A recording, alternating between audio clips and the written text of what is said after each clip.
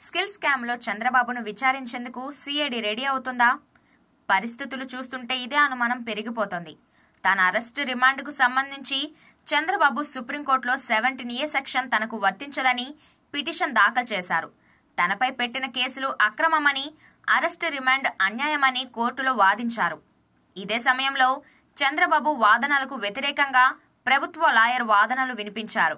రెండు వైపులా వాదనలు విన్న న్యాయమూర్తులు అనిరుద్ బోస్, బేలా త్రివేది మంగళవారం తీర్పిచ్చారు. ఈ తీర్పులో ఇద్దరు జడ్జిలు విరుద్ధమైన తీర్పులిచ్చారు. తాజా తీర్పు ప్రకారం కేసులో ఉన్న చంద్రబాబును సిఐడి విచారణకు పిలిచే అవకాశాలున్నాయి.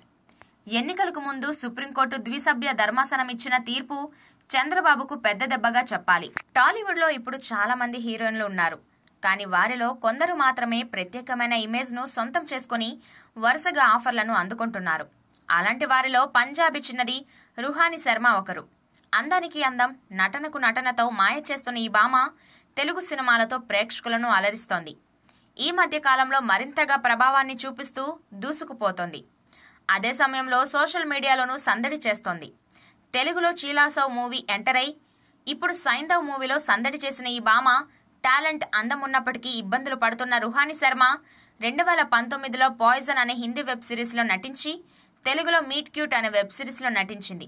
ఈ అమ్మడు సోషల్ మీడియాలో భలే యాక్టివ్. ఈ నెల 19వ తేదీన విజయవాడలో అంబేద్కర్ మహాశిల్పం ఆవిష్కరణ సందర్భంగా సీఎం జగన్ ఏపీ ప్రజలకు తన సందేశాన్నిచ్చారు. విజయవాడలో ఏర్పాటు చేసుకున్న అంబేద్కర్ మహాశిల్పం మన రాష్ట్రానికే కాకుండా దేశానికే గర్వకారణమని, ఇది స్టాచ్యూ ఆఫ్ సోషల్ జస్టిస్ అన్నారు. 81 అడుగుల వేదిక మీద ఏర్పాటు చేసిన 125 అడుగుల మహాశిల్పం అంటే 206 అడుగుల ఎత్తైన విగ్రహం అని చెప్పారు.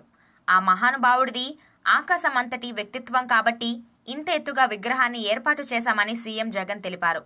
విగ్రహ ఆవిష్కరణ సందర్భంగా 19వ తేదీన అందరూ స్వచ్ఛందంగా తరలి రావాలని ప్రజలకు పిలుపునిచ్చారు. అయోధ్యలో రామమందిర ప్రారంభోత్సవ కార్యక్రమం పండుగలా నిర్వహించనున్నారు. ప్రధానమంత్రి నరేంద్ర మోదీ సహా 4000 మంది ప్రముఖులు హాజరు కానున్నారు. స్విట్జర్లాండ్ దావోస్లో పర్యటిస్తున్న తెలంగాణ ముఖ్యమంత్రి రేవంత్ రెడ్డి ఇండియా టుడేకి ఇచ్చిన ఇంటర్వ్యూలో అయోధ్య రామమందిరం ప్రారంభోత్సవం గురించి మాట్లాడారు. అయోధ్య ఆలయంలో రామ్లల్ల విగ్రహ ప్రాణప్రతిష్ఠ కార్యక్రమాన్ని బీజేపీ రాజకీయ కార్యక్రమంగా చేస్తుందని, రామాలయం ప్రతి ఒక్క హిందువుకు చెందుతుందని పేర్కొన్నారు. ఆలయ నిర్మాణమే పూర్తవకుండా చేసే ఈ కార్యక్రమానికి కాంగ్రెస్ పార్టీ వెళ్లదలుచుకోలేదని అన్నారు.